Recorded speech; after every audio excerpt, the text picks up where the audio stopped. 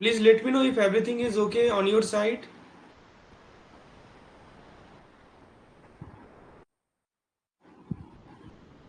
Okay, fine fine, very good.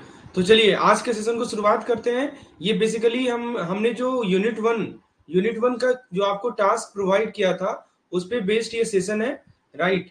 तो इसमें हम लोग एमसीक्यूज और केस स्टडी डिस्कस करेंगे, सिंपल भाषा में समझेंगे। तो चलिए पहले क्वेश्चन की ओर बढ़ते हैं। Let's see the first question that we have. तो पहला क्वेश्चन आपके स्क्रीन पर है, ये हमारा केस सिचुएशन है। एक बार इसको पढ़ें, मैं आपको समझाता हूँ बेसिकली क्या ये सिचुएशन है। Let me explain.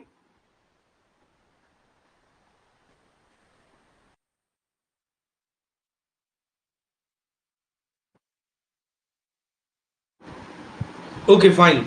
तो आइए दोस्तों इस क्वेश्चन को समझते हैं। ये इस क्वेश्चन में क्या कहा जा रहा है basically, this is question based on AFM unit number 1, right.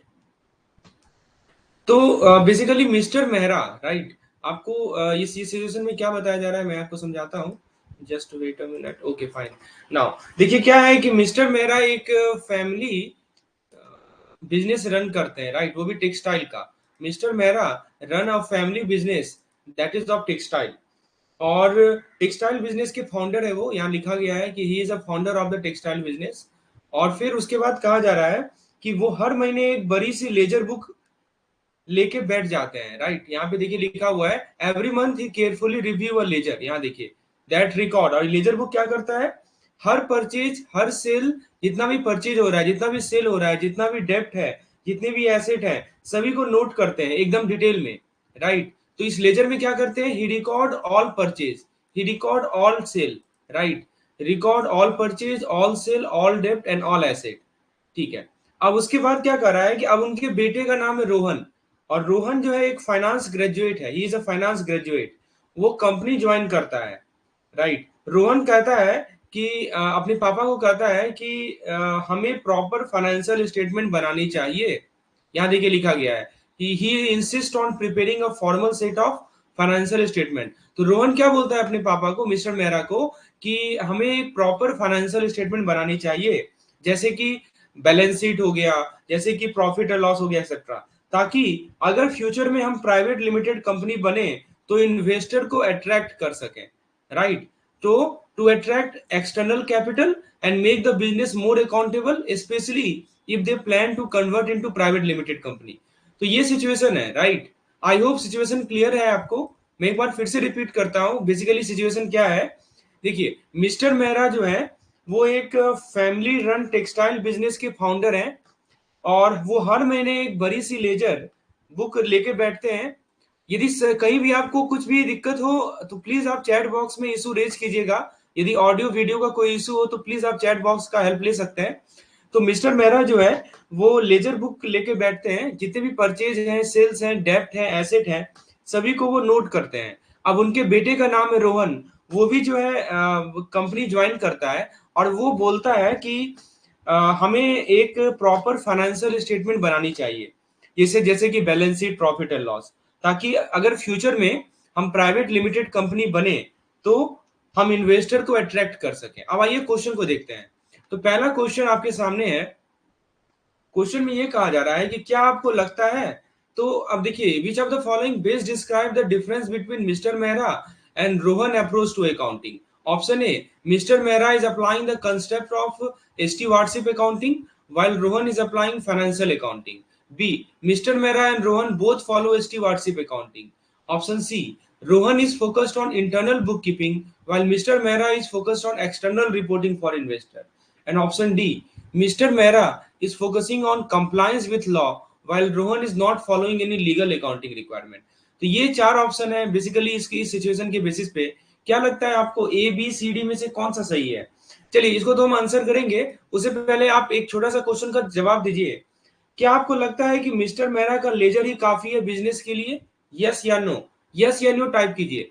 आप चैट बॉक्स का यूज कीजिए।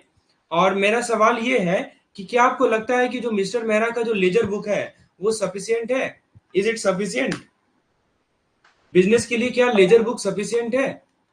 What do you think? Just type yes यदि आपको लगता है कि सफिशियंट है, तो प्लीज आप यस टाइप करें। और यदि लगता है कि नहीं सफिशियंट नहीं है, तो प्लीज आप नो टाइप करें। What do you think? Is it sufficient or insufficient? Let me check the answer.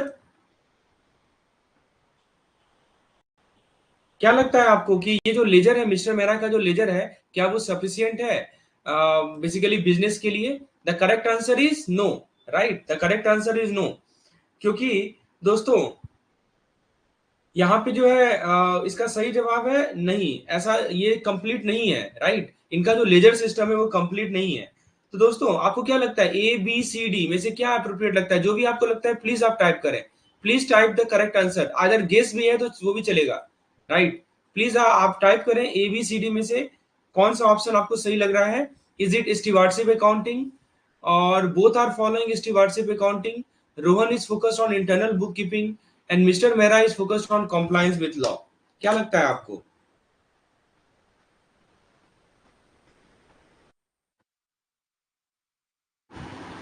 Waiting for your response, आपके रिस्पॉन्स का वेट कर रहे हैं, प्लीज बताइए। यदि गेस भी है तो गेस भी कीजिए, कोई दिक्कत नहीं है, क्योंकि अभी गलती हो सकता है, चलेगा। एग्जामिनेशन में यदि ऐसा क्वेश्चन आए। ओके, ए, ऑप्शन ए बिल्कुल सही है, ऑप्शन ए सही जवाब है, right? Yes correct, option A इसका सही जवाब है। तो देखिए इस क्वेश्चन से आपको ना स्टीवार्डशिप अकाउंटिंग, स्टीवार्डशिप अकाउंटिंग का मीनिंग क्या होता है वो समझिए। स्टीवार्डशिप अकाउंटिंग का मीनिंग होता है कि इंटरनल रिकॉर्ड कीपिंग, ठीक है? स्टीवार्डशिप का मतलब क्या होता है? Internal record keeping. जैसे इस क्वेश्चन में मिस्टर मेहरा कर रहे हैं ना, मिस्टर मेहरा क्या कर रहे हैं? इंटरनल रिकॉर्ड कीपिंग ही तो कर रहे हैं, ताकि ऑनर को पता रहे कि पैसे कहाँ जा रहे हैं, राइट? और दूसरा होता है फाइनेंशियल अकाउंटिंग। तो फाइनेंशियल अकाउंटिंग में क्या होता है कि हम बाहरी यूजर को, एक्सटर्नल यूजर को, राइट, हम इंफॉर्मेशन देते हैं। यहाँ पे देखिए लिखा गया है एक्सटर्नल यूजर, राइट? तो जैसे कि रोहन चाहता है कि प्रॉपर स्टेटमेंट, ताकि इन्वेस्टर को अट्रैक्ट कर सकें। तो बेसिकली तो यहाँ पे यही डिफरेंस है स्टीवार्डशिप अकाउंटिंग और हमारा फाइनेंशियल अकाउंटिंग के बीच में, right?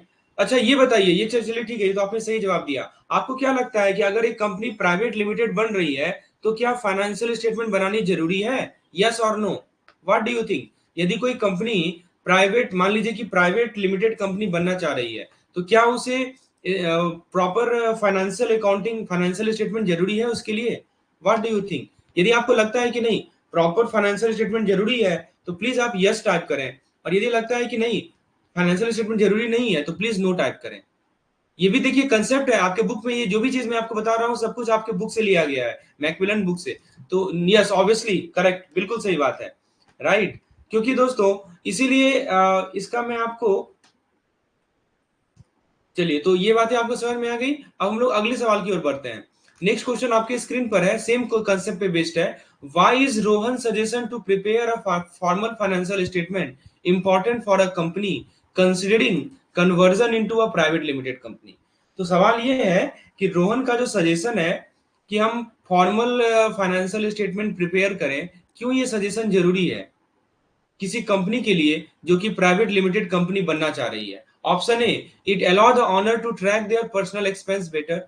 Option B, it help maintain record solely for internal satisfaction, not for legal compliance. Option C, it ensure accountability to the external investor and limits shareholder liability as per Companies Act. Option D, it is not required as long as the owner is satisfied with the record. क्या लगता है दोस्तों आपको, इसका सही जवाब क्या लगता है बताइए?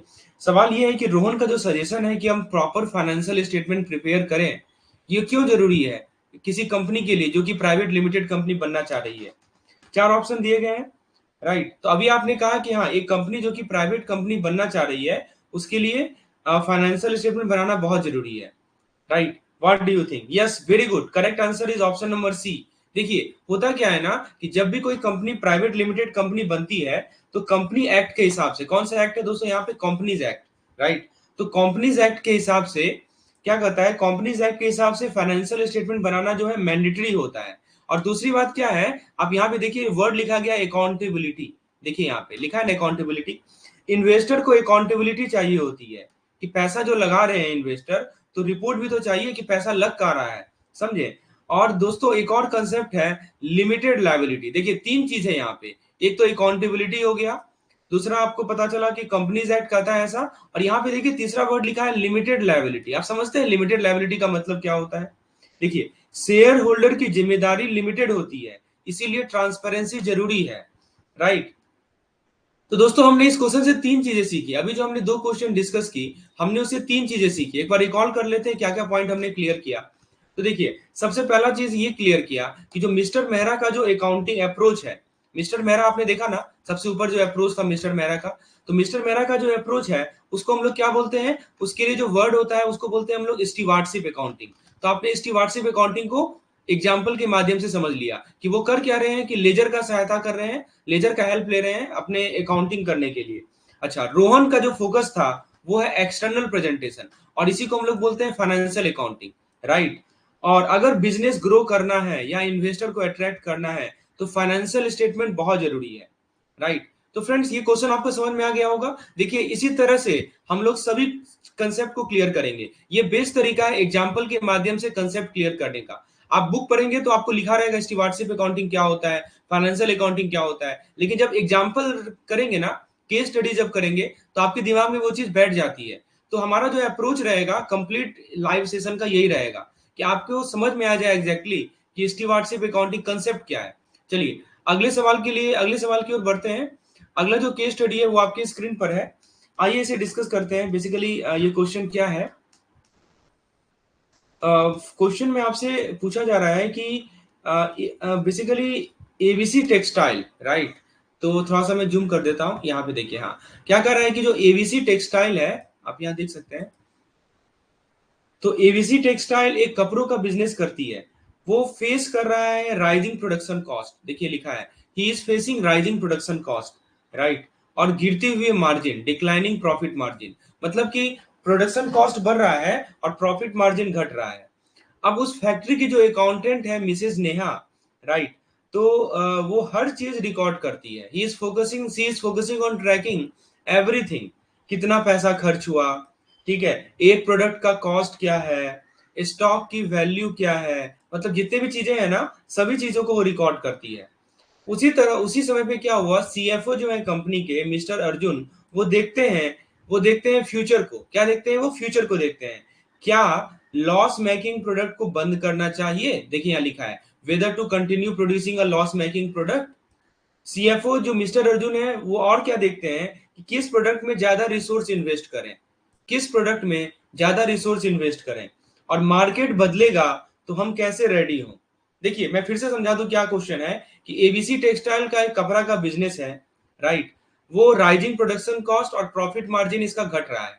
अब इसके जो इस फैक्ट्री के जो अकाउंटेंट है मिसेज नेहा, वो हर चीज रिकॉर्ड करती है। कितना पैसा खर्च हुआ, एक प्रोडक्ट का कॉस्ट क्या है, स्टॉक की वैल्यू क्या है। और दूसरी तरफ जो सीएफओ है मिस्टर अर्जुन, वो देखते हैं कि क्या, फ्यूचर को देखते हैं कि क्या लॉस मेकिंग प्रोडक्ट को बंद करना चाहिए, किस प्रोडक्ट में ज्यादा रिसोर्स इन्वेस्ट करें, मार्केट बदलेगा तो हम रेडी कैसे हो। तो होपफुली आपको सिनेरियो समझ में आ गया होगा, right. I hope the scenario is clear to you.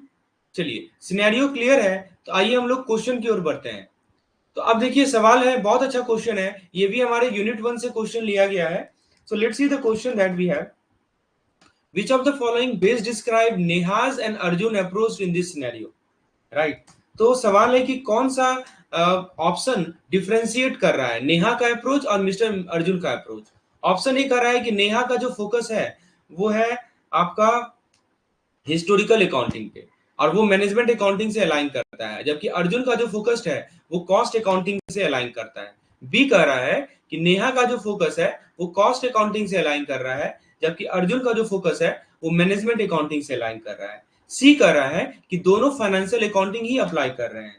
और डी ऑप्शन कह रहा है कि नेहा डिसीजन मेकिंग के लिए बेस्ट है, अर्जुन कॉस्ट कंट्रोल मिस कर रहा है। अब देखिए ये चार ऑप्शन दिए गए हैं आपको। What do you think is the correct answer, which of the following best differentiate the Neha's and Arjun approach in this scenario. बताइए, आपने यदि मैनेजमेंट अकाउंटिंग और कॉस्ट अकाउंटिंग और फाइनेंशियल अकाउंटिंग यदि पढ़ा है तो आप इसका जवाब सही तरीके से दे पाएंगे। प्लीज आप गेस कीजिए, कोई दिक्कत नहीं है। आप सोचिए कि कौन सा ऑप्शन सही है। आपको मैंने चीजें समझा दी हैं, राइट। अब देखिए सवाल यह है कि क्या हिस्टोरिकल कॉस्ट देखकर हम फ्यूचर का प्लान बना सकते हैं, या फ्यूचर डिसीजन के लिए हमें अलग डेटा चाहिए होता है, राइट। क्या लगता है आपको, ये जरा सोच के आप देखिए। देखिए बेसिकली नेहा क्या कर रही है, वो हिस्टोरिकल कॉस्ट देख रही है। तो आप ये बताइए मुझे कि क्या हम हिस्टोरिकल कॉस्ट को देखकर यदि हम हिस्टोरिकल कॉस्ट को देखकर क्या हम फ्यूचर के प्लान बना सकते हैं? Can we make future plan using historical cost? Yes और नो? क्या लगता है आपको? या हमें फ्यूचर डिसीजन के लिए अलग डेटा चाहिए होता है? What do you think? तो दोस्तों आइए इसका आंसर समझते हैं। अच्छा, एक आंसर मुझे मिला है option B. Yes, correct, B is the correct answer. Very good, B इसका सही जवाब है। देखिए, बेसिकली नेहा का जो फोकस है वो कहाँ पे है, वो जरा देखिए। वो फोकस कर रही है पास्ट पे, राइट। यहाँ देखिए लिखा है ना historical accounting, right. Historical accounting मतलब कितना खर्चा हुआ, एक प्रोडक्ट कितने का बना, इसको हम लोग बोलते हैं क्या है, cost accounting. We call it cost accounting, right. Arjun सोच रहे हैं कि आगे कौन सा प्रोडक्ट प्रॉफिटेबल होगा, राइट, रिसोर्सेज कैसे यूज करेंगे, इसको हम लोग बोलते हैं मैनेजमेंट अकाउंटिंग। तो कॉस्ट अकाउंटिंग का सिंपल सा मतलब समझिए, एक लाइन में यदि हम बोले कॉस्ट अकाउंटिंग का मीनिंग क्या है। कॉस्ट अकाउंटिंग का मीनिंग होता है दोस्तों कि पहले क्या खर्च हुआ, यानी हिस्टोरिकल कॉस्टिंग। कॉस्ट अकाउंटिंग का मतलब ही होता है हिस्टोरिकल कॉस्टिंग। और जो मैनेजमेंट अकाउंटिंग होता है उसका मीनिंग होता है दोस्तों कि आगे क्या करना चाहिए, right, that is called management. अच्छा, अब आता है, तो ये आप ये समझ में आ गया आपको दोनों में डिफरेंस क्या है। अच्छा, दूसरी बात क्या है कि एक दूसरा एंगल भी है यहाँ पे, फ्लेक्सिबिलिटी, राइट। तो यहाँ पे एक दूसरा एंगल है, आप यहाँ पे देखिए लिखा गया है फ्लेक्सिबिलिटी। तो फ्लेक्सिबिलिटी आपको क्या लगता है इन दोनों अकाउंटिंग टाइप में कौन ज्यादा फ्लेक्सिबल होती है? फ्लेक्सिबल समझते हैं ना, जिसे आप अपनी मर्जी से रिपोर्ट बना सकते हो। बताइए, आपके सामने दो ऑप्शन है, कॉस्ट अकाउंटिंग या मैनेजमेंट। जस्ट कॉस्ट या मैनेजमेंट टाइप कीजिए, कौन सा ज्यादा फ्लेक्सिबल है? बताइए, कॉस्ट ज्यादा फ्लेक्सिबल है या मैनेजमेंट ज्यादा फ्लेक्सिबल है? फ्लेक्सिबल का मतलब कि जिसको आप अपनी मर्जी से रिपोर्ट बना सकते हैं उसको हम फ्लेक्सिबिलिटी बोलते हैं।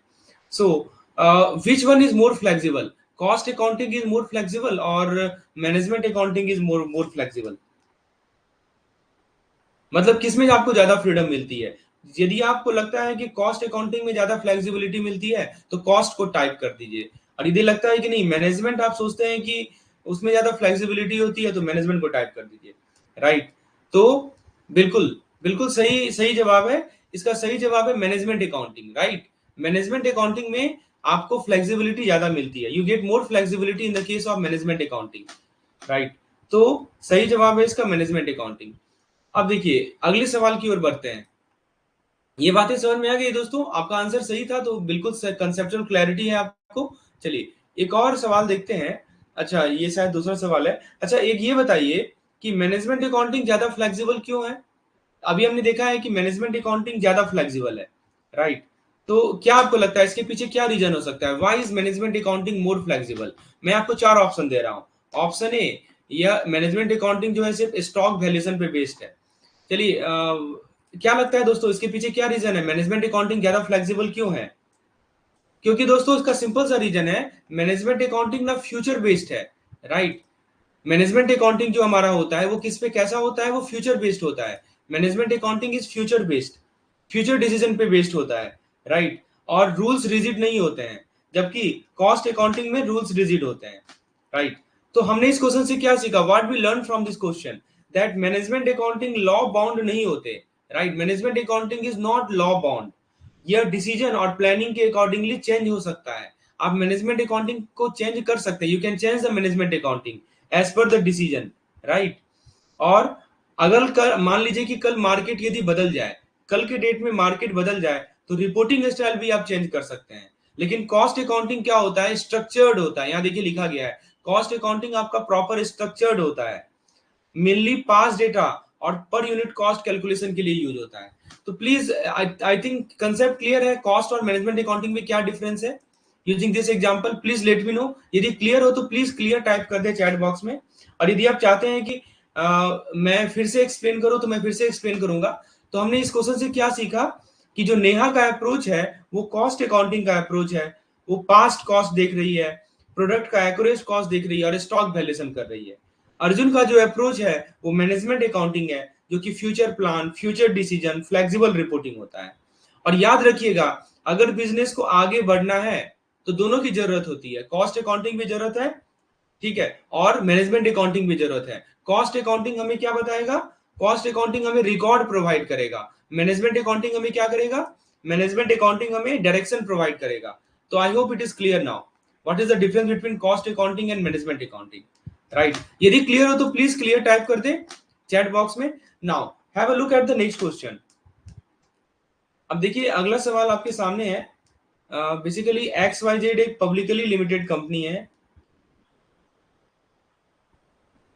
राइट। तो इसमें क्या कहा जा रहा है ये समझते हैं। एक्स वाई जेड लिमिटेड एक पब्लिकली लिस्टेड कंपनी है, वो अपनी एनुअल फाइनेंशियल स्टेटमेंट बनाती है, ठीक है। ऑडिट में क्या हुआ कि जो एक्सटर्नल ऑडिटर थे वो आईसीएआई के एक मेंबर है, उन्होंने नोटिस किया कि कंपनी अपने अकाउंटिंग स्टैंडर्ड से डेविएट कर गई है रिलेटेड टू रेवेन्यू रिकॉग्निशन। तो एक अकाउंटिंग स्टैंडर्ड है जो कि रेवेन्यू रिकॉग्निशन से रिलेटेड है, उससे कंपनी डेविएट कर रही है। तो जो बीओडी है, बोर्ड ऑफ डायरेक्टर है, उन्होंने जस्टिफाई किया डेविएशन को। उन्होंने कहा कि मार्केट प्रैक्टिस ऐसा है, इंडस्ट्री नॉर्म ऐसा है, लेकिन इस डेविएशन का जो फाइनेंशियल इंपैक्ट है वो तो दिख रहा है। तो ऑडिटर अनश्योर है कि हम ऑडिट रिपोर्ट को क्वालिफाई करें, क्योंकि दोस्तों यहाँ पे उसको डर लग रहा है क्लाइंट के लॉस का। मीनवाइल बोर्ड जो है डिस्कस करते हैं कि ऐसा डेविएशन को डिस्क्लोज करना चाहिए फाइनेंशियल स्टेटमेंट में, क्योंकि उन्हें लगता है कि ये जो डेविएशन है वो शेयर होल्डर को कंफ्यूज करेगा। तो ये सिचुएशन है आपके सामने। बेसिकली इन्होंने डेविएट कर दिया है, जो हमारे वो कंपनी है वो अपने अकाउंटिंग स्टैंडर्ड से डेविएट कर गई है। ऑडिटर जो है उन्होंने इस बात को हाईलाइट किया। अब वो अनश्योर है, ठीक है, कि ऐसे चीज को रिपोर्ट में डालें या ना डालें, और फिर बोर्ड ऑफ डायरेक्टर भी डिस्कस करते हैं। अब आइए क्वेश्चन पे आते हैं, इससे रिलेटेड क्या क्वेश्चन सवाल आपसे पूछा जा रहा है, आइए देखते हैं। तो सवाल है, in this scenario what should auditor do. Auditor को क्या करना चाहिए, ठीक है, उसको अपने पर्सनल ऑब्लिगेशन को ध्यान में रखते हुए और कंपनीज एक्ट को ध्यान में रखते हुए। Option A, ignore the deviation if the board has provided an explanation as client satisfaction is paramount. B, report the deviation in the audit report by qualifying it, failing which the auditor could be guilty of professional misconduct. C, omit the issue in the audit report but mention in a side note to the SEBI. D, approve the financial statement as SEBI has no jurisdiction over accounting standard. क्या लगता है दोस्तों, auditor को क्या करना चाहिए? क्या उसे डिस्क्लोज कर देना चाहिए? तो दोस्तों बेसिकली होता क्या है कि एक ऑडिटर को फाइनेंशियल स्टेटमेंट चेक करना होता है, क्या वो सही बनाया गया है या नहीं सही बनाया गया है। अब कंपनी ने क्या किया कि अकाउंटिंग स्टैंडर्ड फॉलो नहीं किया, यहाँ देखिए लिखा है ना, company has not followed the accounting standard, right. तो ऑडिटर के पास दो ऑप्शन है, या तो वो रिपोर्ट में मेंशन करे, और देखिए इसी को हम लोग बोलते हैं क्वालिफिकेशन। क्वालिफाइंग का मतलब क्या होता है कि जब भी कोई ऑडिटर जो है रिपोर्ट में मेंशन कर देता है कि चलो इसमें गड़बड़ है, तो इसको बोलते हैं क्वालिफाइंग, ठीक है, ये वर्ड पता होना चाहिए आपको। और दूसरा ऑप्शन यह है कि वो चुप रहे, लेकिन इसका नुकसान ऑडिटर को हो सकता है। तो बताइए दोस्तों, क्या क्या आपको लगता है, आपके हिसाब से बोर्ड ने एक्सप्लेनेशन दे दिया तो ऑडिटर चुप रहे, यस और नो? बोर्ड ने ये बोल दिया कि मार्केट प्रैक्टिस यही है, तो क्या ऑडिटर चुप रहे? Should auditor be silent? यदि आपको टाइप कीजिए यस यदि आपको लगता है कि एक्सप्लेनेशन एनफ है, और टाइप कीजिए नो अगर आपके हिसाब से रिपोर्ट में लिखा जाना चाहिए। What do you think, should it be written in the report और नॉट? क्या इसको हमें रिपोर्ट में मेंशन करना चाहिए या नहीं करना चाहिए? क्योंकि दोस्तों let's make this session interactive, right. जितना आप इंटरेक्ट करेंगे उतना आपको कंसेप्चुअल क्लैरिटी मिलेगी, right, and you will not face any difficulty in the examination. हमारा मेन एम है एग्जामिनेशन में हमें कोई डिफिकल्टी ना हो, राइट। तो बताइए क्या लगता है आपको कि उसे क्या करना चाहिए ऑडिटर को, शुड ही डिस्क्लोज और should he keep silent?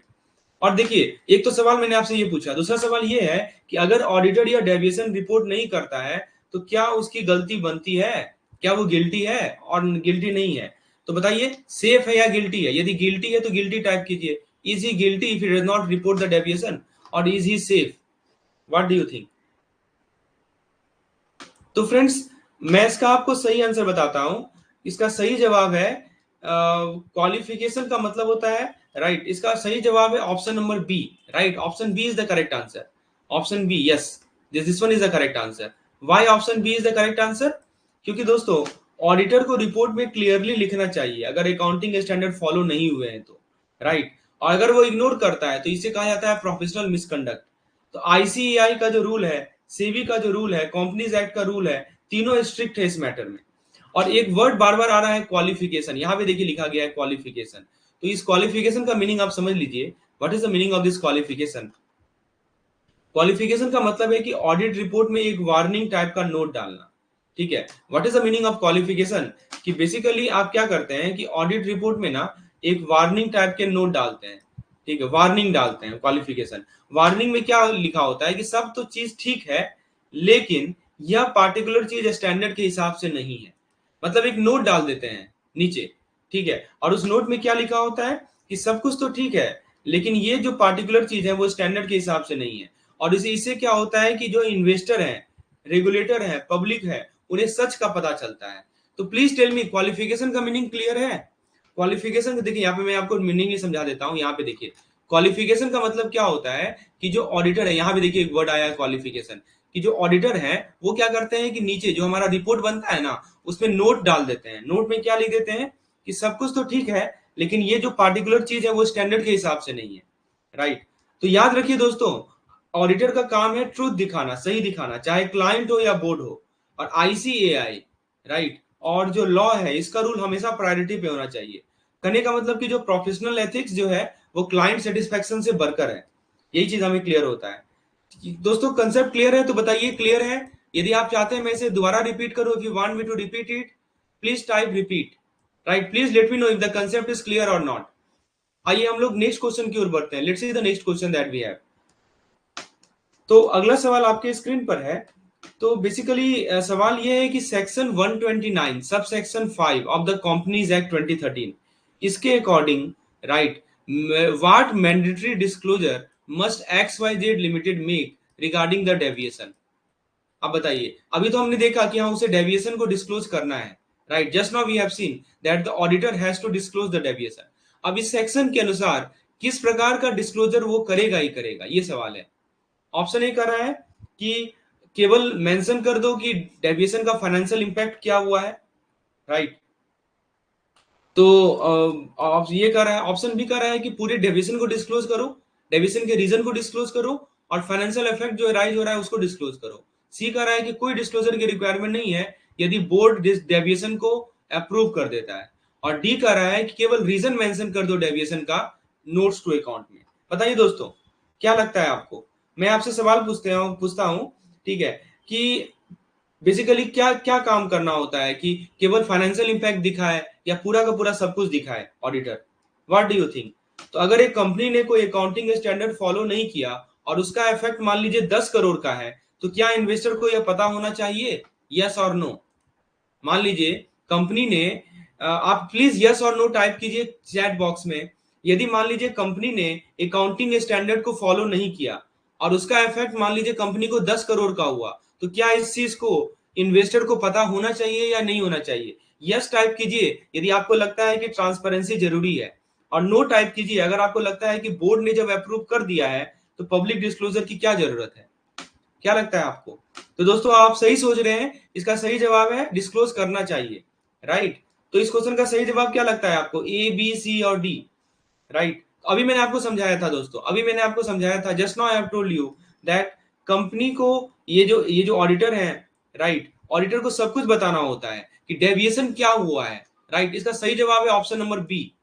Auditor को सब कुछ बताना होता है कि कितना डेविएशन क्या हुआ है, क्या रूल तोड़ा गया, इसके पीछे क्यों तोड़ा गया, क्या रीजन है, और तीसरा क्या बताना होगा, इसका इफेक्ट क्या होगा। तो ये तीनों चीज कंपनीज एक्ट कहती है कि ऑडिटर को अपने सेक्शन, ये सेक्शन नंबर भी याद रखिएगा, section number 129 sub section number 5। तो बेसिकली ये जो हमारी कंपनीज एक्ट है वो कहती है कि इस सेक्शन के अकॉर्डिंग ऑडिटर को ये तीनों चीजें डिस्क्लोज करनी है, डेविएशन कितना हुआ है, क्या कारण है डेविएशन का, और उस डेविएशन का फाइनेंशियल इंपैक्ट क्या होगा, right. I am not getting any response from your side, I request you to please type a response, right, so that आप इस सेशन का मैक्सिमम फायदा उठा पाए। जब आप खुद से सोच के आंसर करते हैं ना, तो आप चीज पे थोड़ा सा माइंड अप्लाई करते हैं तो आपको याद रहता है चीजें, राइट। तो आप प्लीज इस सेशन का लाभ उठाइए और प्लीज आप जो भी आपको सही लगता है, यस नो या जो भी ऑप्शन सही लगता है उसको आप प्लीज टाइप करें, राइट। तो बेसिकली याद रखिएगा ट्रांसपेरेंसी बहुत जरूरी है, डेविएशन क्या हुआ, इसके पीछे क्या कारण था, इसका फाइनेंशियल इंपैक्ट क्या होगा, सब कुछ बताना जरूरी है, राइट। चलिए अगले सवाल की ओर बढ़ते हैं। तो ये तो आपको समझ में आ गया। अब देखिए एक अलग ही कंसेप्ट पे बेस्ड क्वेश्चन है, आइए डिस्कस करते हैं दोस्तों। तो ये सेक्शन 129 सब सेक्शन 5 आपको समझ में आ गया होगा। आइए देखते हैं next question, next case study क्या है हमारे पास। इसमें आपसे पूछा जा रहा है बेसिकली एक कंपनी है एबीसी टेक्सटाइल लिमिटेड। यहाँ पे देखिए कंपनी का नाम दे रखा है इन्होंने, एबीसी टेक्सटाइल लिमिटेड, राइट। और इस इनके बारे में क्या कहा जा रहा है एबीसी टेक्सटाइल लिमिटेड के बारे में, कि ईयर एंड पे अकाउंट फाइनल हो रहे हैं, राइट। तो इस फाइनलाइजिंग इन एनुअल अकाउंट, अपने एनुअल अकाउंट को ये फाइनलाइज कर रही है ईयर एंड में। तो कुछ कंफ्यूजन चल रहा है इन्वेंट्री को लेकर, राइट। इन्वेंट्री को लेकर कुछ कंफ्यूजन है। सीएफओ क्या कर रहे हैं, सीएफओ कर रहे हैं कि सब कुछ हिस्टोरिकल कॉस्ट पे वैल्यू करो, देखा है ना, valuing all inventory at historical cost. तो जो कंपनी के सीएफओ हैं वो बोलते हैं क्या, जितने भी इन्वेंट्री है सबको हिस्टोरिकल कॉस्ट पे वैल्यू करो। अकाउंटेंट क्या बोल रहा है, अकाउंटेंट बोल रहा है कि रेयर कपड़ों के लिए स्पेसिफिक मेथड यूज करो, like some item like collection of rare fabric should be valued using a specific method. और बोनस में कंपनी के पास शेयर और डिवेंचर भी है, यहां देखिए लिखा गया है company also hold share and debenture as a part of it stock in trade. ठीक है, तो आप बताइए किसकी बात सही है, ठीक है ना। क्या अकाउंटिंग स्टैंडर्ड कुछ गाइडेंस देता है इसके रिगार्डिंग? सीएफओ बोल रहा है कि सारे इन्वेंट्री को हिस्टोरिकल कॉस्ट पे वैल्यू करो। अकाउंटेंट बोल रहा है क्या कि हम जो रेयर फैब्रिक है, जो जो भी रेयर कपड़े हैं उनके लिए स्पेसिफिक मेथड यूज करेंगे। और बोनस में कंपनी के पास शेयर और डिवेंचर भी है स्टॉक इन ट्रेड के रूप में। तो देखिए सवाल क्या है, इसको समझते हैं।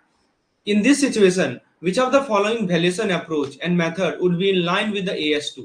अब देखिए अकाउंटिंग स्टैंडर्ड नंबर 2 जो कि रिवाइज फॉर्म है, इसके रिगार्डिंग कौन सा वैल्यूएशन अप्रोच बेस्ड है? अभी आपको मैंने दो वैल्यूएशन अप्रोच बताए हैं।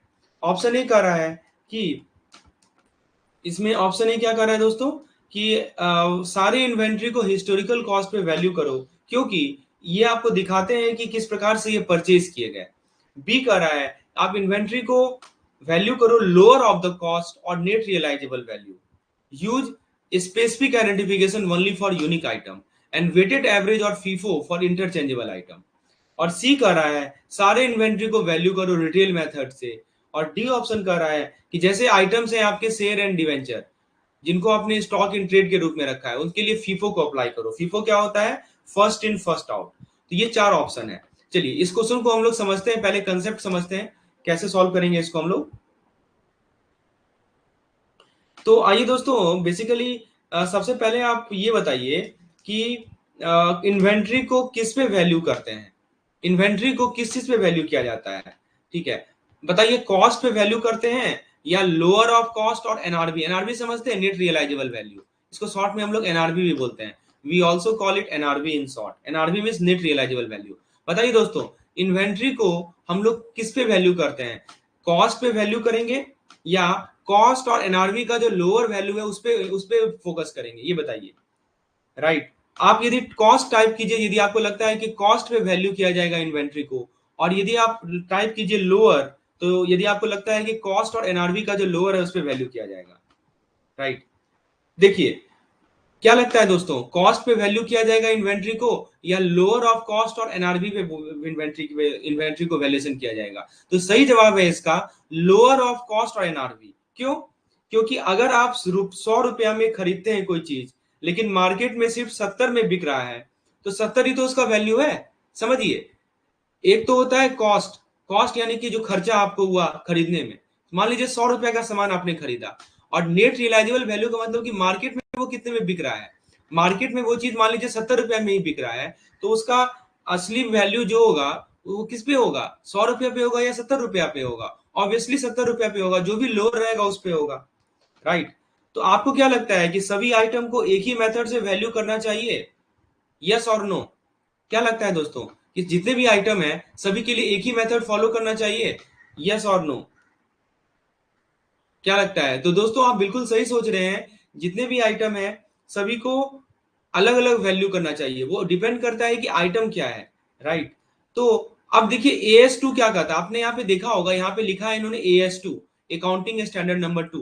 तो अकाउंटिंग स्टैंडर्ड नंबर 2 क्या कहता है कि इन्वेंट्री को वैल्यू करो, लेकिन किस पे वैल्यू करो, कि लोअर ऑफ द कॉस्ट और एनआरबी, इस पे वैल्यू करो, राइट। लेकिन कॉस्ट कैलकुलेट करने का अलग अलग तरीका है। क्या क्या तरीका है कॉस्ट कैलकुलेट करने का? एक तो देखिए आपको मैंने यहां बताया स्पेसिफिक आइडेंटिफिकेशन, एक तो ये तरीका है। इसमें क्या होता है कि जब आइटम यूनिक हो, जैसे मान लीजिए रेयर कपड़ा, रेयर ज्वेलरी, तो उसके लिए हम लोग कौन सा मेथड यूज करेंगे, स्पेसिफिक आइडेंटिफिकेशन। दूसरा आपको मैंने मेथड बताया फीफो, फीफो क्या होता है? फर्स्ट इन फर्स्ट आउट या वेटेड एवरेज, दोनों में एक ही चीज है। वेटेड एवरेज बोलिए या फीफो बोलिए, एक ही चीज है। इसमें क्या होता है कि जब आइटम इंटरचेंजेबल हो, इंटरचेंजेबल समझते हैं ना, कि जैसे मान लीजिए कि फैब्रिक रोल है, उसको हम इंटरचेंज कर सकते हैं, तो उसके लिए बोलता है कि फीफो यूज करो।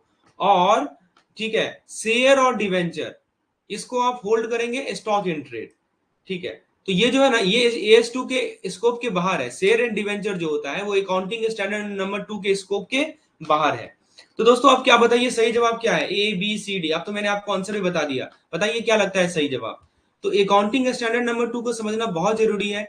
ये आपको बताता है कि इन्वेंट्री को जब भी वैल्यूएशन करना है, या तो आप लोअर पे वैल्यू कीजिएगा, जो कॉस्ट है और एनआरवी है उसका लोअर, एनआरवी मतलब कि नेट रियलाइजेबल वैल्यू। ठीक है, और मैंने आपको दो मेथड बताया वैल्यूएशन का। एक तो आपको बताया स्पेसिफिक आइडेंटिफिकेशन मेथड, जो कि किसी यूनिक आइटम के लिए होगा, किसी रेयर आइटम के लिए होगा।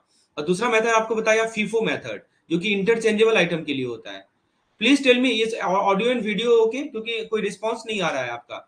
क्या ऑडियो वीडियो ओके है, सब कुछ क्लियर है? ऐसा तो है नहीं कि यदि क्लियर हो तो प्लीज ओके टाइप कर दे चैट बॉक्स में, प्लीज लेट मी नो। तो इसका सही जवाब क्या है? इसका सही जवाब है दोस्तों option number B. Yes, option number B is the correct answer, right. तो इन्वेंट्री हमेशा कॉस्ट और एनआरवी का जो लोअर होगा उस पर वैल्यूएशन होगा। और बल्क या इंटरचेंजेबल आइटम के लिए हम लोग जो है फीफो मेथड यूज करते हैं। और शेयर और डिवेंचर जो होता है एज स्टॉक इन ट्रेड, वो AS2 के स्कोप से बाहर होता है। ठीक है, तो ये चीज हमें तीन चीज यहाँ पे ध्यान रखनी है। What we need to remember, that cost या एनआरवी जो भी लोअर हो, यहाँ देखिए लिखा गया है लोअर ऑफ कॉस्ट और एनआरवी, राइट, वही वैल्यू लेना है। और हर आइटम का जो नेचर है उसके हिसाब से मेथड सेलेक्ट कीजिए। स्पेसिफिक आइडेंटिफिकेशन यूज कीजिए यूनिक आइटम के लिए, और वेटेड एवरेज या फीफो यूज कीजिए इंटरचेंजेबल आइटम के लिए। और शेयर और डिवेंचर का जो वैल्यूएशन होता है वो AS2 में नहीं आता, अकाउंटिंग स्टैंडर्ड नंबर 2 में नहीं आता, right. Please let me know if everything is okay. क्या ऑडियो एंड वीडियो ओके है? तो प्लीज चैट बॉक्स में टाइप कीजिए। चलिए, तो होपफुली आपको कंसेप्ट क्लियर हुआ होगा कि AS2 का बेसिक मीनिंग क्या है, अकाउंटिंग स्टैंडर्ड नंबर 2 का बेसिक मीनिंग क्या है। आइए अगले सवाल की ओर बढ़ते हैं। यदि कहीं भी डाउट है, यदि आप चाहते हैं कि मैं फिर से एक्सप्लेन करूं, तो please type explain again, I will explain it, because our main objective is conceptual clarity, right? Have a look at the next question। आइए अगले सवाल की ओर बढ़ते हैं। तो देखिए, इस सवाल में आपसे क्या पूछा जा रहा है कि जो XYZ लिमिटेड है, यहाँ देखिए लिखा है ना XYZ लिमिटेड, इसने अपने फाइनेंशियल स्टेटमेंट रिलीज किए हैं। ये एक लिस्टेड कंपनी है, इसने अपने एनुअल फाइनेंशियल स्टेटमेंट को रिलीज किया है, राइट। अब देखिए हुआ क्या है कि जब ऑडिटर ने रिव्यू किया, जब ऑडिटर ने फाइनेंशियल स्टेटमेंट को रिव्यू किया, तो इसने नोटिस किया कि एक मैंडेटरी स्टैंडर्ड फॉलो ही नहीं हुआ है। That company has not followed a mandatory standard. Board बोलता है, the board of director justified, क्या बोलता है कि बिजनेस मॉडल के हिसाब से गलत लगता है स्टैंडर्ड। देखिए लिखा है ना, बोर्ड ने बोला कि standard did not align with their business model, right. और फिर जो सीईओ है उनका प्रेशर है, क्या प्रेशर है कि आप रिपोर्ट क्वालिफाई मत करो वरना शेयर मार्केट हिल जाएगा। लिखा है ना, them not to qualify the report fearing negative market reaction. और बोनस में यहाँ देखिए लिखा है कि बोनस में सेक्शन 129 सब सेक्शन 5 के अंदर कोई डिस्क्लोजर भी नहीं दिया। ठीक है, बोर्ड ने, सॉरी, बोर्ड ने क्या किया कि बोर्ड ने कोई डिस्क्लोजर नहीं किया। तो ये सिचुएशन है। देखिए मैं फिर से बता रहा हूँ क्या सिचुएशन है, कि एक मैंडेटरी अकाउंटिंग स्टैंडर्ड को फॉलो नहीं किया XYZ लिमिटेड ने।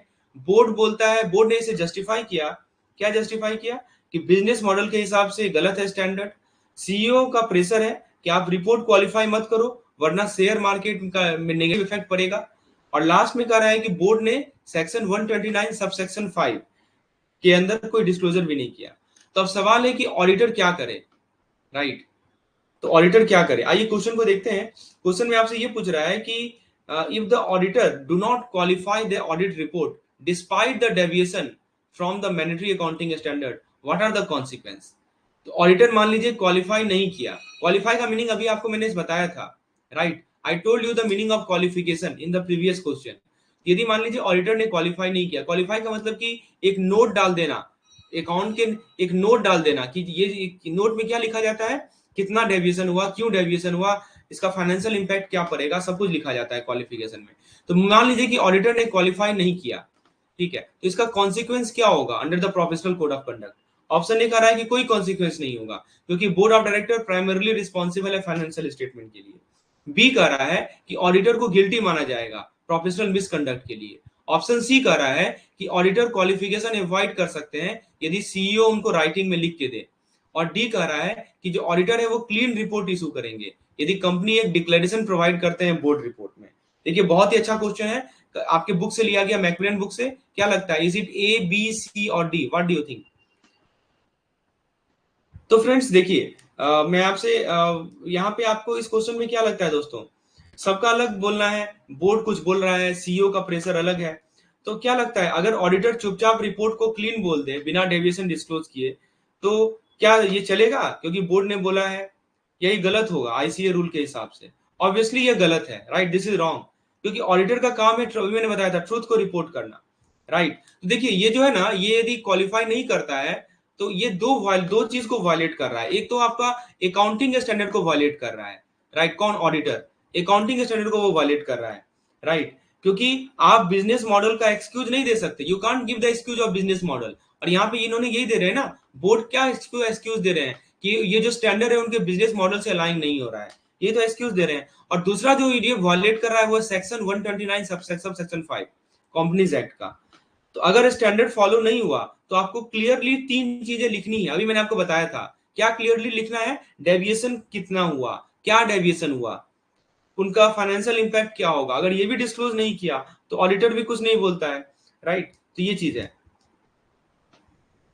तो ये ध्यान रखना है। तो आपने क्या आंसर दिया है? Option number B, yes correct, B is the correct answer, right. क्योंकि अगर ऑडिटर रिपोर्ट क्वालिफाई नहीं करता है जबकि मैंडेटरी स्टैंडर्ड वायलेट हुआ है तो वो आईसीएआई के प्रोफेशनल मिसकंडक्ट के में गिल्टी माना जाएगा। ऑडिटर का काम ही होता है सच दिखाना, राइट। तो देखिए सिंपल सा चीज है, याद रखिएगा कि ऑडिटर जो होते हैं, मैंडेटरी स्टैंडर्ड का डेविएशन यदि होता है तो ऑडिट रिपोर्ट में क्वालिफिकेशन बहुत जरूरी है, पहला पॉइंट। दूसरा पॉइंट, सेक्शन 129 सब सेक्शन 5 जो है हमारा, इसके अंदर डिस्क्लोज कीजिए आप डेविएशन को, उसके कारण को, उसके फाइनेंशियल इंपैक्ट को। ऑडिटर का लॉयलिटी शेयर होल्डर के टुवार्ड होना चाहिए, मैनेजमेंट के टुवार्ड नहीं होना चाहिए। और आईसीएआई के रूल को यदि आप वायलेट कीजिएगा तो फिर ये प्रोफेशनल मिसकंडक्ट माना जाता है। तो ये चार चीजें हमने यहाँ पे क्लियर की, राइट। चलिए, तो ये क्वेश्चन को तो आप तुरंत जवाब दे दीजिएगा क्योंकि इसको मैं बार बार रिपीट कर रहा हूं। बताइए तो क्या सही जवाब होगा इसका? What are the specific disclosure requirement under section 129(5) of the companies act if a company deviate from? I think we have already covered it 2 to 3 times. Option A, company must disclose the deviation, reason for the deviation and the financial effect. B, the company must disclose the reason for the deviation only, no need for financial effect. C, company must provide a director statement explaining the deviation without detailed financial effect. D, company is not required to disclose anything unless the auditor raise an objection. बताइए दोस्तों क्या लगता है? I think we have covered it. Section 129 sub section 5 बहुत important है आपके examination point of view से। तो what do you think, under under this section क्या क्या डिस्क्लोजर रिक्वायरमेंट करनी पड़ती है कंपनी को? बताइए। I think we have covered it so many time. Is it A, B, C और D? What do you think?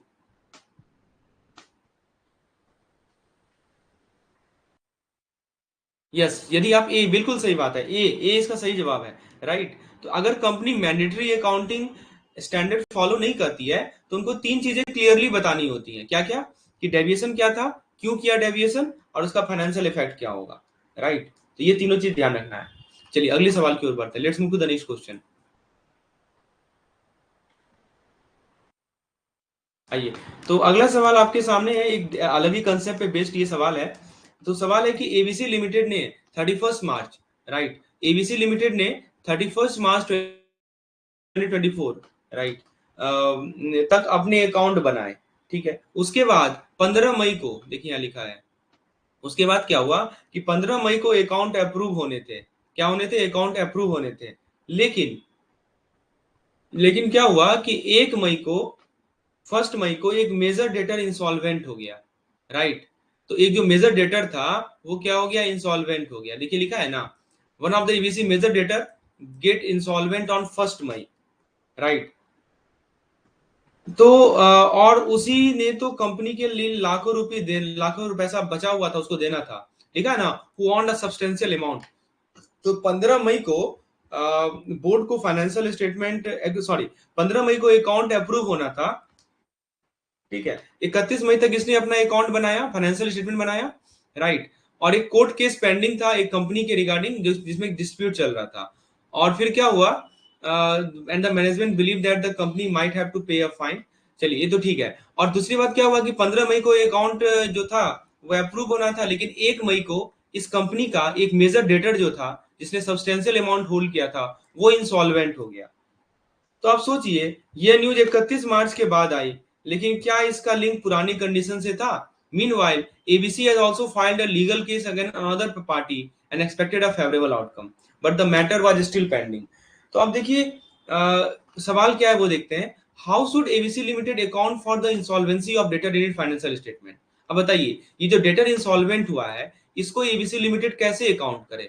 Option A कर रहा है ignore the event as it occur after the balance sheet date. B कर रहा है कि financial statement को adjust करे because the insolvency provide evidence of condition existing on the balance sheet date. C कर रहा है कि डिस्क्लोज करे अपने नोट्स टू अकाउंट में, लेकिन कोई एडजस्टमेंट की रिक्वायरमेंट नहीं है। और डी कर रहा है इसको एक कंटिजेंट गेन माने क्योंकि रिकवरी डाउटफुल है अर्लियर। क्या लगता है, अगर डेटर की कंडीशन पहले से वीक थी और वो बैलेंस शीट के बाद इंसॉल्वेंट हुआ, तो क्या यह इवेंट एडजस्ट करना चाहिए, यस और नो? बताइए। उस पहले से उसकी कंडीशन वीक थी, राइट। इंसॉल्वेंट हुआ है तो तुरंत तो इंसॉल्वेंट नहीं हुआ होगा, पहले से ही उसकी कंडीशन वीक थी। जो हमारा बोरोवर था, एबीसी लिमिटेड कंपनी का जो बोरोवर था, उसकी कंडीशन पहले से ही वीक थी। तो क्या ये बैलेंस शीट में और बैलेंस शीट बनाने के बाद वो इंसॉल्वेंट हुआ है? देखिए ना, डेट आपको दिया हुआ है ना, कब वो इंसॉल्वेंट हुआ है। देखिए, वो 15 मई को, बेसिकली 1 मई को इंसॉल्वेंट हुआ है। तो क्या एडजस्ट करना जरूरी है, यस या नो? बताइए। Is it necessary to adjust? What do you think? क्या एडजस्टमेंट रिक्वायरमेंट है आपके बैलेंस शीट में इंसॉल्वेंसी का? तो यदि आप यस सोच रहे हैं तो बिल्कुल आप सही हैं, राइट।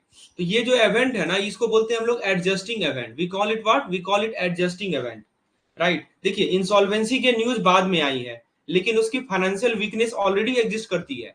वीकनेस तो पहले से ही था ना, राइट। तो मतलब प्रॉब्लम 31 मार्च से पहले से ही थी, ऐसा ही था कि प्रॉब्लम नया आया है, राइट। इंसॉल्वेंट कोई तुरंत नहीं होता, यदि प्रॉब्लम उसको वीकनेस पहले से ही होगी, राइट। तो 31 मार्च से पहले से ही वो वीक था। तो हमें यह समझ तो हम यह समझते हैं कि डेटर से पहले मिलने का चांस, मतलब डेटर से पैसे मिलने का चांस पहले से ही डाउटफुल था। कंपनी को पहले से ही पता था कि ये पैसा चुकाने वाली नहीं है। Company was already knowing that this particular firm will not give back the money, right? So तो ये ध्यान रखना है। तो ये जो है, इसको क्या बोला जाता है? एडजस्टमेंट एंट्री कहा जाता है। तो अगर इस कंपनी मान लीजिए इस लॉस को एडजस्ट नहीं करेगी, तो स्टेटमेंट तो क्लीन दिखेगा ना। और तो क्या ये इन्वेस्टर को गलत पिक्चर मिलेगा या सही पिक्चर मिलेगा? बताइए। मान लीजिए इस कंपनी ने सोचा कि चलो इसको इसको हम लोग डिस्क्लोज नहीं करते हैं, ये जो इंसॉल्वेंसी हुआ है इसको हम लोग बैलेंस शीट में नहीं दिखाते हैं, तो इन्वेस्टर को कैसा पिक्चर मिलेगा? गलत पिक्चर मिलेगा या सही पिक्चर मिलेगा? ऑब्वियसली गलत पिक्चर मिलेगा। तो देखिए, याद रखिएगा, इन्वेस्टर के साथ फेयरनेस बहुत जरूरी है। तो आप बताइए दोस्तों, सही जवाब क्या है? मैंने आपको हिंट दे दिया, आई थिंक आप इसका सही जवाब दे सकते हैं। What do you think is the correct answer to this question? A, B, C और D? What do you think? क्या इस इंसॉल्वेंसी को एडजस्ट करना जरूरी है?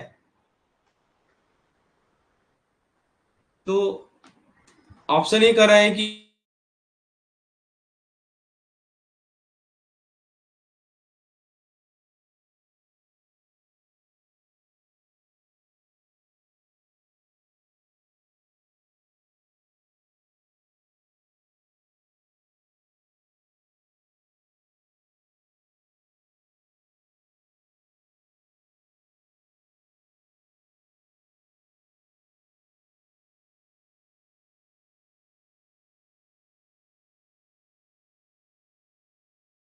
जवाब है, क्योंकि यह जो इवेंट है वो एडजस्टिंग इवेंट है, right. This event is an adjusting event, क्योंकि डेटर की कंडीशन पहले से ही खराब थी, राइट। इसको हम लोग क्या बोलते हैं? इसको हम लोग एडजस्टिंग इवेंट बोलते हैं। तो बस बैलेंस शीट के बाद उसका फॉर्मल कंफर्मेशन आया, लेकिन जो कंडीशन थी वो पहले से ही खराब थी, right. So this is called adjusting event, right. तो याद रखिएगा, दो तरह का इवेंट होता है, एडजस्टिंग और नॉन एडजस्टिंग। एडजस्टिंग का मतलब कि जो कंडीशन 31 मार्च से पहले ही थी और नॉन एडजस्टिंग आपका क्या होता है, नया सिचुएशन जो होता है 31 मार्च के बाद। और याद रखिएगा अकाउंटिंग स्टैंडर्ड नंबर 4 यहाँ पे काम आता है। कौन सा अकाउंटिंग स्टैंडर्ड नंबर 4? ठीक है, AS4 के हिसाब से एडजस्टिंग इवेंट को फाइनेंशियल में रिफ्लेक्ट करना पड़ता है। तो प्लीज बताइए, ये कंसेप्ट क्लियर है एडजस्टिंग और नॉन एडजस्टिंग इवेंट का? इसमें ये जो इवेंट है इंसॉल्वेंसी वाला, वो कैसा इवेंट है, एडजस्टिंग इवेंट है, राइट। तो ये जो इवेंट है एडजस्टिंग इवेंट, और अकाउंटिंग स्टैंडर्ड नंबर 4 क्या कहता है कि हमें इसे डिस्क्लोज करना ही करना है। Please tell me, is it clear और नॉट? तो दोस्तों आज के सेशन को हम यही समाप्त करते हैं। आज हमने कुछ इंपॉर्टेंट कंसेप्ट देखे, और हम नेक्स्ट सेशन आपके सामने प्रस्तुत करेंगे। और इसका जो पीडीएफ है वो आपको टेलीग्राम ग्रुप है हमारा, उसको ज्वाइन कर लीजिए। उसमें आपको टेलीग्राम ग्रुप में इसका पीडीएफ आपको मिल जाएगा। और साथ ही साथ ये जो वीडियोस है वो रिकॉर्डेड सेशन भी आपको रहेगा, रिकॉर्डेड वीडियोस भी अवेलेबल रहेगा आपके कोर्स में। इसको आप बाद में भी चेक कर सकते हैं। तो होपफुली आपको कुछ कंसेप्ट क्लियर हुआ होगा। आज हमने क्या क्या देखे एक बार क्विकली रिकॉल कर लेते हैं। Let's recall what we have seen today in our today session, just in a quick review. तो पहले हमने क्या देखा कि पहले कंसेप्ट में मैंने आपको समझाया था स्टीवार्डशिप अकाउंटिंग और फाइनेंशियल अकाउंटिंग में क्या डिफरेंस होता है। ठीक है, उसके बाद हमने देखा कि मैनेजमेंट अकाउंटिंग और कॉस्ट अकाउंटिंग में क्या अंतर होता है। आपको मैंने बताया था कि मैनेजमेंट अकाउंटिंग ज्यादा फ्लेक्सिबल होती है, राइट। और उसके बाद हमने कॉस्ट अकाउंटिंग, मैनेजमेंट अकाउंटिंग आपको समझाया था। फिर हमने देखा कि अकाउंटिंग, हाँ, ऑडिटर को कभी भी क्वालिफिकेशन का मीनिंग क्या होता है ये मैंने बताया आपको। और ऑडिटर को कभी भी जो है सच्चाई दिखानी चाहिए हमेशा, राइट। तीन चीजें, सेक्शन, एक सेक्शन का नाम आपको बताया, सेक्शन 129 सब सेक्शन 5। इसमें तीन चीजें डिस्क्लोज की जाती हैं, डेविएशन कितना हुआ, क्या कारण था डेविएशन का, इसका फाइनेंशियल इंपैक्ट क्या होगा, राइट। उसके बाद मैंने आपको समझाया कि ये बेसिकली अकाउंटिंग स्टैंडर्ड नंबर 2 के बारे में बताया, right. We have discussed accounting standard number 2। AS2 में मैंने आपको क्या बताया कि अकाउंटिंग स्टैंडर्ड नंबर 2 में बेसिकली हम लोग इन्वेंट्री का वैल्यूएशन करते हैं, राइट। और इन्वेंट्री का जो वैल्यूएशन होता है वो हमेशा लोअर कॉस्ट पे होता है। किसका किसका लोअर, एक्चुअल कॉस्ट और हमारा जो एनआरबी है। एनआरबी क्या होता है, नेट रियलाइजेबल वैल्यू, दोनों में से जो कम होता है उस पर वैल्यूएशन किया जाता है। और इसके लिए जो है इन्वेंट्री पे डिपेंड करता है, इसका वैल्यूएशन डिपेंड करता है इन्वेंट्री पे। यदि हमारा यूनिक आइटम है तो स्पेसिफिक आइडेंटिफिकेशन यूज होगा, यदि हमारा इंटरचेंजेबल आइटम है तो वेटेड एवरेज या फीफो यूज होगा, ये ध्यान रखना है। फिर हमने आपको बताया कि ये फिर से वही डिस्क्लोजर वाली बात आई, राइट। तो बिजनेस मॉडल पे कभी भी नहीं देखना है, ये ध्यान रखना है। और लास्ट में अभी मैंने आपको बताया, ये तो हमने पहले डिस्कस किया था, हाँ, AS4 के बारे में बताया, अकाउंटिंग स्टैंडर्ड नंबर 4 के बारे में बताया। दो तरह का एंट्री होता है, एडजस्टिंग एंट्री और नॉन एडजस्टिंग एंट्री। तो अकाउंटिंग स्टैंडर्ड नंबर 4 क्या बोलता है कि आपको एडजस्टिंग एंट्री को भी जो है आपको बैलेंस शीट में शो करना है, राइट। तो ये कहा जाता है। तो फ्रेंड्स होपफुली आपको चीजें क्लियर हुई होंगी। नेक्स्ट सेशन का आपको जो भी नोटिफिकेशन है वो ग्रुप में मिल जाएगा, आप टेलीग्राम ग्रुप से जुड़े रहें, राइट। और इसी प्रकार से हम लोग केस स्टडी के माध्यम से अपने कंसेप्ट को क्लियर करेंगे। धन्यवाद।